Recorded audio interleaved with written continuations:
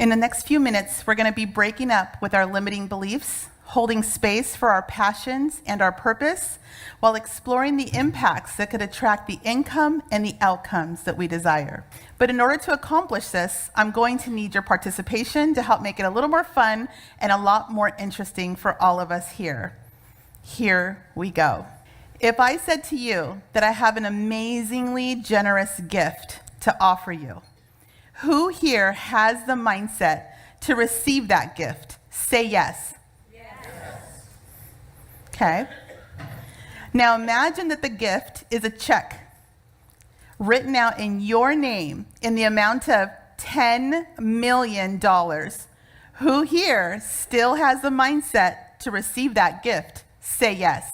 Yes. What if I told you that by receiving that gift, today would be your last day alive? Not only that, this is your final hour, and when you're gone, the money's gone. No transfers allowed. Who here would still accept that gift? Yes. Bye. So most of us can agree that there's no amount of money that is more valuable than your time. Yet some of you here and many more out there are trading their time for money Monday through Friday, month after month, year after year, at a job they do not love, all because they have to make ends meet instead of doing what they want to do to make their life neat. And for over 20 years, I did the exact same thing. I was a magazine executive that was often overworked, sometimes undervalued, and always limited on quality time. Until one day I looked up, I was 40 years old, divorced, a single mother to 2 teenage sons. If you know, you know, it's madness. And in that moment, I found myself to be unemployed unexpectedly on top of it all. I had a really big decision to make. Do I go back out there, try to get another job, sit in countless hours of Southern California traffic, working at an office where I barely know the people and may barely like them, if I'm lucky? Time away from my boys that I can never get back? Or do I bite the bullet and do for myself and my family what I had done successfully for others for so many years of my career? In that moment, I chose us.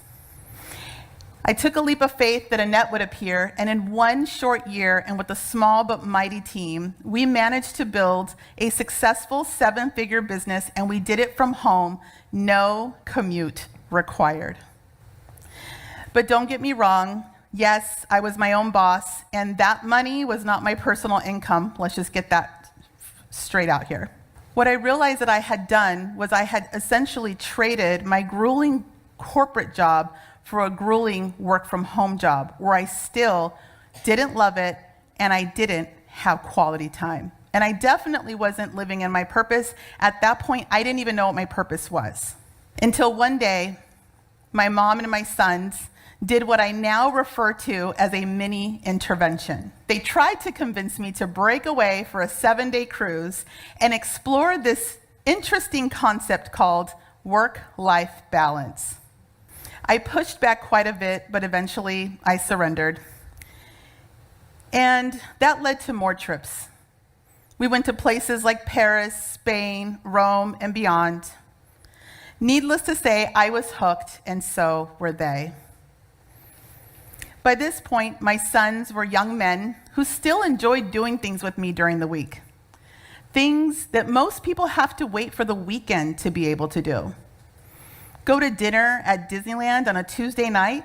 Sure, why not? Charter a Duffy boat in the harbor on a Thursday afternoon? Let's do it. All I kept thinking of was, why did it take me so long to live like this? We were like peas in a pod. Until one day, I received a call that no mother, or parent for that matter, wants to receive. My son 25 years old at the time, was struck and killed in the road while attempting to rescue a dog on Valentine's Day. He loved dogs.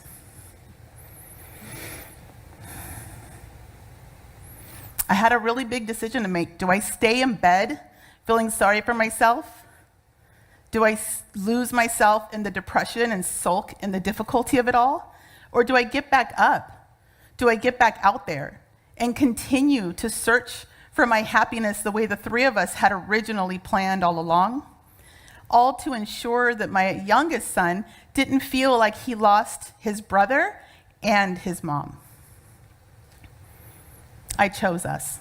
And before I can gain my footing in life and in business, let alone my finances, in comes a global pandemic, putting it all on pause. I had no choice but to sit, reflect, and feel it all. I had another decision to make. Do I take everything I have, time, resources, energy, and put it back into a business that I didn't love, that wasn't in my purpose, all to hopefully see it return to its heyday once again? Or do I take that opportunity to start brand new, lean towards my passion, and go all in on my purpose?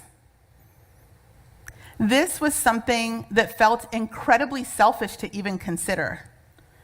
I had bills, I had debt, I had responsibilities, I had people who were relying on me, but I also have faith. So in that moment, I chose me. This led me to turning my pain into purpose, starting a podcast that helps women everywhere navigate the challenges of life while building a business that they can love. There I was, sitting in my chair, alone, with my thoughts when I hit record.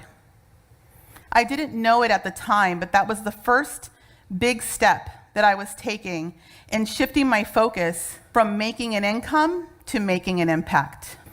Going all in on my purpose led me to eventually being on more podcasts, being interviewed on television shows, featured in other magazines and news articles, mentoring others, building an awesome community that supports women on their business building journey, and speaking on stages everywhere, just like here, helping you unpack your purpose and, God willing, making an impact. Ed Milet recently said that a form of child neglect is to be a parent who didn't pursue their own dreams, but yet encourages their child to pursue theirs. Losing my son taught me that there's no amount of money in the world that is more valuable than my time. If it doesn't bring me joy, serve my purpose, or just bring me peace in some way, I'm simply not doing it. Having the courage to break up with corporate and start my own business over the age of 40 as a single mother taught me that we can choose differently for our lives at any point along the way. We can reach higher. We can dream bigger. We can pick up the pen and write a new chapter. We can create a different kind of life, a life that you can live on your terms. Finding your purpose isn't always easy. Whether you're a teenager, an at-home mom, or a working professional, you can ask yourself these 3 simple questions in order to help bring your purpose into view. You ready? You don't have to answer out loud, but here you go. Question number 1. What is that one thing that you're really good at? We're all known for being really good at that one thing that kind of comes naturally to us. For me, it's communicating and helping people solve problems within their business. Question number 2. What is that thing that breaks your heart when you see it or hear it? For me, it's seeing single mothers struggling to make ends meet while doing the best that they can to show up for their children. Number 3, what is the one thing that you would do for a living if you were guaranteed to succeed? So often we have an idea of what we're supposed to be doing, but we say, oh my gosh, what if I fail? Instead say, what if I succeed? Bonus points if you already sort of know what you would love to do and you love it so much you would do it for free. Not that you should do it for free, but you would if you had to. Leaning into your purpose is not always easy, but it's always worth it. So often, we get distracted. We make a decision to go in one direction, and then life and our thoughts and our words take us in another. We don't realize how easily distracted we are, especially how easily influenced we are by others. So we're going to do a fun little test together to prove how easily you can get distracted and influenced by those around you.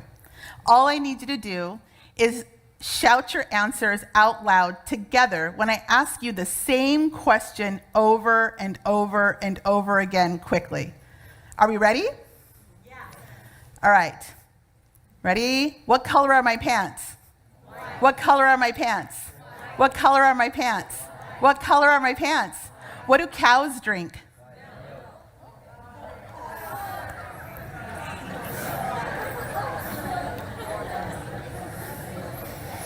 For those of you who said that cows drink milk, no judgment. But what this exercise proves is that we are all incredibly easily distracted and influenced by those around us. Every day you're being influenced negatively or positively about yourself and your life by the people you surround yourself with and the content you consume. But you have to remember this. People impress upon others their fears, their failures, and their insecurities like a radio wave.